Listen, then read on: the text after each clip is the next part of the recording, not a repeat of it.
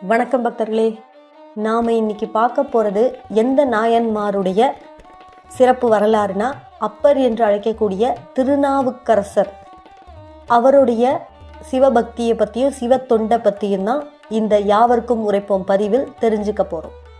திருநாவுக்கரசர் பெருமான் திருமுனைப்பாடி நாட்டில் உள்ள திருவாமூர் என்ற ஸ்தலத்தில் புகழனார் மாதினி தம்பதிக்கு மகனாக பிறக்கிறார். இவருக்கு பெற்றோர் வைத்த பெயர் மருள் நீக்கியார். இந்த மருள் நீக்கியாருக்கு இளமையிலேயே தாய் தந்தையை இழந்து விடுகிறார். அதனால் தன்னுடைய அக்கா திலகவதியாரால் அன்போடு வளர்க்கப்படுறார். இந்த திலகவதி அம்மையார் தன் தம்பிக்கு அன்பும் பண்பும் பாசமும் கொடுத்து நல்ல அறிவு செல்வனாக வளர்க்குறாங்க. ஒரு குறிப்பிட்ட வயது வந்ததும் இவர் சமண சமயத்தின் மீது ஆசைப்பட்டு சமண சமயத்தை நோக்கி போகிறார் இந்த மருள் நீக்கியார். இது அக்காவுக்கு ரொம்ப கஷ்டம் கொடுக்குது. என்னடா, நம்ம அம்மா அப்பா இருந்தால் இந்த மாதிரி தம்பியை விட்டுருக்க மாட்டாங்க, நம்ம சிவபெருமானை தான் தொலை செய்திருப்பாங்க, ஆனால் இவன் ஏன் இப்படி போகிறான் அப்படின்னு ரொம்ப கஷ்டப்படுறாங்க. எவ்வளவோ எடுத்து சொல்கிறாங்க. ஆனால் அக்காவோட பேச்சை இந்த மருள் நீக்கியார் கேட்கவே இல்லை. சமண சமயத்துக்கு போயிட்டு அங்கே பல நூல்களையும் கலைகளையும் கற்றுண்டு சமணர்களுக்கூடையே வாழறாரு. பாடலிபுரம் அப்படின்ற இடத்துல சமண சமயத்தின் தலைவராக மாறிடுறாரு. அங்கே அவருக்கு தர்மசேனர்னு பேர் வைக்கிறாங்க. அந்த பேர்லேயே அந்த சமண சமயர்கள் கூட வாழறாரு. திலகவதியாருக்கு இதெல்லாம் ரொம்ப வேதனை தருதா. உடனே என்ன பண்ணுறாங்க, திருவதிகையில் உள்ள சிவபெருமான் கிட்ட தன் தம்பியை சீக்கிரமாக சைவ சமயத்துக்கு மாற்றுங்க, அவனுடைய இரு கைகளும் அவனுடைய சிரமும் உங்களை நினைத்து தான் வணங்கணும், இதை நீங்கள் தான் எனக்கு செய்து தரணும் அப்படின்னு சொல்லி சிவன் கிட்ட மன்றாடி வேண்டிக்கிறாங்க. சிவன் பக்தை கேட்டு சும்மா இருப்பாரா என்ன? உடனே என்ன பண்ணுறாரு, எப்படி அவர் தம்பியை சைவ சமயத்துக்கு கூட்டின்னு வரான்றதை இந்த கதையிலேருந்து நாம் தெரிஞ்சுக்கலாம். தர்மசேனருக்கு கொடிய சூளை நோய் ஏற்படுது. சமணர்கள் எவ்வளவோ முயற்சி செஞ்சும் அந்த நோயை யாராலையுமே தீர்க்க முடியல. ரொம்ப கஷ்டப்படுறார் இந்த தர்மசேனர். திலகவதி அக்காவை தேடிட்டு வரார். திருவதிக்கு பார்த்துட்டு, அக்கா இந்த மாதிரி ரொம்ப நாளாக நான் இந்த கொடிய சூளை நோயால் பாதிக்கப்பட்டிருக்கேன், எனக்கு எப்படியாவது சரி பண்ணுங்க அப்படின்னு சொல்கிறாங்க. உடனே இந்த திலகவதியார் என்ன பண்ணுறாங்க, கோயிலுக்கு அழைச்சின்னு போய் விபூதியை கொடுக்குறாங்க. இந்த விபூதியை வணங்கிட்டு சிவபெருமான் மேலே ஒரு பதிகம் பாடு, கண்டிப்பாக அந்த ஈசன் உன்னுடைய பிணியை நீக்குவார்னு சொல்கிறாங்க. உடனே அவரும் அந்த விபூதியை தன் மேலே தடவிண்டு சிவபெருமானை நினச்சி ஒரு பதிகம் பாடுறாரு. உடனே அவருடைய சூளை நோய் காணாமல் போயிடுது. இந்த செய்தி எல்லாம் கூட அந்த சமண சமயத்தாருக்கு தெரிய வர எல்லாரும் போய் அந்த சமண ராஜா கிட்ட போய் இவரை பற்றி எல்லாத்தையும் சொல்லிடுறாங்க. தர்மசேனர் சமண சமயத்தை விட்டு சைவ சமயத்துக்கு மாறிட்டாராம் அப்படின்னு அந்த சமண சமயத்தார்கள்லாம் போய் ராஜா கிட்ட சொல்லிடுறாங்க. உடனே அந்த சமண சமயத்து ராஜா கோபமாக வராரு தர்மசேனர்கிட்ட. என்ன தர்மசேனரே, நீங்கள் சைவ சமயத்துக்கு மாறிட்டீங்களா, சிவனை தான் வழிபட போகிறீங்களா, பேரை கூட நாவுக்கரசர் மாற்றிட்டீங்களாமே, இதெல்லாம் உண்மையா அப்படின்னு சத்தமாக கேட்குறாரு. உடனே அமைதியாக பதில் சொல்கிறார் நாவுக்கரசர். ஆமா ராஜா, நான் இத்தனை நாள் எனது சைவ சமயத்தின் பெருமையையும் என் ஈசனின் மகிமையும் தெரியாமல் இருந்துட்டேன், புரியாமல் வளர்ந்துட்டேன்.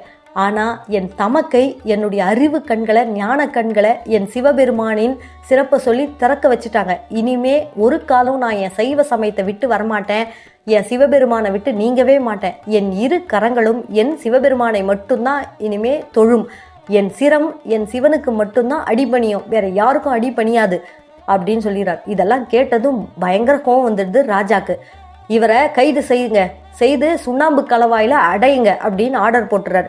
உடனே அவர் சுண்ணாம்பு கலவாயில் கைது பண்ணி கொண்டு போய் அடைச்சி வச்சிடுறாங்க. 7 நாள் கழித்து திறந்து பார்க்குறாங்க. திருநாவுக்கரசருக்கு ஒன்றுமே ஆகலை. ஏசி ரூம்லேருந்து வெளில வரா மாதிரி அப்படியே பொலிவாக நல்லா ஃப்ரெஷ்ஷாக வெளில வரார். எல்லாருக்கும் ஆச்சரியம், என்னடா சுண்ணாம்பு இவரை எரிச்சிடுன்னு பார்த்தா எரிக்கலையே அப்படின்ட்டு. அடுத்து கொடிய விஷத்தை கலந்த சாப்பாட்டை கொடுக்குறாங்க. அதை சாப்பிட்டும் நாவுக்கரசருக்கு ஒன்றும் ஆகலை. யானையை விட்டு கொல்ல பார்க்குறாங்க. யானை அவரை கொல்லாமல் வலம் துதிக்கையால் ஆசீர்வாதம் பண்ணிட்டு போயிடுது. கடைசியாக என்ன பண்ணுறாரு, பெரிய பாறையை அவர் மேலே கட்டி கொண்டு போய் கடலில் வீசி தள்ளுறாங்க. அந்த பாறையே தெப்பமாக மாறி அவரை திருப்பாதிரி புலியூரில் கரை ஒதுக்கிடுது. இதெல்லாம் கேள்விப்பட்ட மன்னன் மனம் வருந்தி நேராக நாவுக்கரசர்கிட்ட மன்னிப்பு கேட்டுட்டு அவரும் என்ன பண்ணிடுறாரு, தன்னோட படைகளோட சைவ சமயத்துக்கு மாறி ஈஸ்வரனை வழிபட ஆரம்பிச்சிடுறாரு. இப்படி திருநாவுக்கரசு வாழ்க்கையில் வந்து ஈசன் வந்து பல அற்புதங்களை நிகழ்த்தியிருக்காரு. பல பேரையும் சைவ சமயத்துக்கு மாற்றியிருக்கிறார் ஈசன். இதெல்லாம் தெரிஞ்சு இந்த மாதிரி பல ஸ்தலங்களுக்கு அப்பர் சென்று ஈசனை வழிபடுறாரு. ஈசன் மேலே பல பதிகங்கள்லாம் பாடுறாரு. அப்பர் வந்து பல நாயன்மார்களெல்லாம் தன்னுடைய வாழ்நாளில் சந்திக்கிறாரு. அப்பூதி அடிகள், அப்புறம் முருகன் நாயனார், இன்னும் நிறைய பேர் இவங்க கூடலாம் தங்கி மடத்திலெல்லாம் தங்கி சிவபெருமானுக்கு நிறைய சிவத்துண்டுகள் செய்கிறாங்க. இறுதியில் என்ன பண்ணுறாரு, தன்னுடைய வயதான காலத்தில் கைலாயத்துக்கு போய் சிவனை பார்க்கணும்னு சொல்லிட்டு கைலாய மலைக்கு நடந்து போகிறார். வயதானதால் அவரால் களப்படைஞ்சிடுறாரு. அவரால் வந்து மேலும் மேலும் நடக்கவே முடியல. அப்போது சிவபெருமான் யாரை மாதிரி தெரியுமா வரார், முனிவர் வேடத்தில் வந்து அவரை பார்த்து எங்கே போகிறீங்க அப்படின்னு கேட்குறாரு. அதுக்கு அப்பர் சொல்கிறாரு, கையிலையில் போய் இறைவனை பார்க்குறதுக்காக போகிறேன் அப்படின்னு சொல்கிறாரு. அதுக்கு அந்த முனிவர், அவ்வளோ தூரம் உங்களால் போக முடியுமா, இந்த வயசில் 81 வயசில் உங்களால் போக முடியாது அப்படின்னு சொல்கிறார். இல்லை எப்பேர் பாடுபட்டாது நான் சிவபெருமானை காண்பேன்னு உறுதியாக சொல்கிறார் அப்பர்.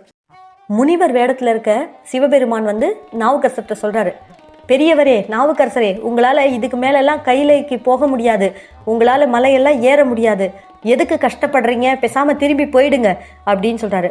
உடனே அப்பர் என்ன சொல்கிறார் தெரியுமா, கைலைக்கு போய் என் சிவபெருமானை தரிசனம் அவசியம் செய்வேன், இல்லைன்னா என் உயிரை துறப்பேன் அப்படின்னு வருத்தத்தோடையும் கோபத்தோடையும் சொல்கிறாரு. இதை கேட்டது சிவனுக்கு அப்படியே மனசு இறங்கி போயிடுது. மகாதேவருக்கு தன் பக்தன் இவ்வளவு அன்பும் பக்தியும் வச்சிருக்கானேன்னு சொல்லிட்டு அப்படியே தன் கண்களாலேயே அந்த இடத்துல ஒரு குளத்தை உருவாக்கிட்டு நாவுக்கரசரை பார்த்து சொல்கிறாரு, இப்போ நிமிந்து பெரியவரே அப்படின்னு கூப்பிட்றாரு. பார்த்தா அந்த இடத்துல முனிவர் இல்லை, அப்படியே அவர் கண் முன்னாடி மறைஞ்சு போய்ட்டாரு. இங்கே நம்மக்கிட்ட பேசி இந்த முனிவரை காணோன்னு சொல்லிட்டு பார்க்குறாரு. உடனே வானத்தில் அசிரீரியா சொல்கிறார் சிவபெருமான், இங்குள்ள குளத்தில் மூழ்கி திருவையாருக்கு போங்க, அங்கே கைலாய தரிசனத்தை நீங்கள் பெறலாம் அப்படின்னு சொல்கிறாரு. அதே மாதிரியே சந்தோஷப்பட்டுண்டு, இறைவனுக்கு தான் நம்ம மேலே எவ்வளோ கருணை, இந்த வயசான காலத்தில் நம்ம கஷ்டப்படக்கூடாதுன்னு நம்ம பெருமான் எப்படி நினைக்கிறாரு, நம்ம சந்திரசேகரனுக்கு எவ்வளவு இளகிய உள்ளம்னு பெருமையாக நம்ம சிவனை நினச்சிட்டு அப்பர் பெருமான் அந்த குளத்துக்குள்ளே மூழ்கி திருவையாருக்கு போகிறாரு. போனால் சுவாமி சொன்னபடியே அந்த கைலாய தரிசனத்தை அவர் பெறுகிறார். அந்த கைலாய தரிசனத்தை காட்சி பார்த்துட்டு ரொம்ப சந்தோஷப்பட்டுட்டு பல ஸ்தலங்களுக்கு சென்று உழவாரப்பணி செய்து இறுதியில் இறைவனடி சேர்ந்து விடுகிறார் நாவுக்கரச பெருமான். இவரை ஞானசம்பந்தர் வந்து அப்பர் என்று அழைத்ததால தான் இவரை நாம் அப்பர் பெருமான் அப்படின்னு சொல்கிறோம். இதுதான் நாவுக்கரசரின் திருக்கதை. ஓம் நமசிவாய. திருச்சிற்றம்பலம். நன்றி.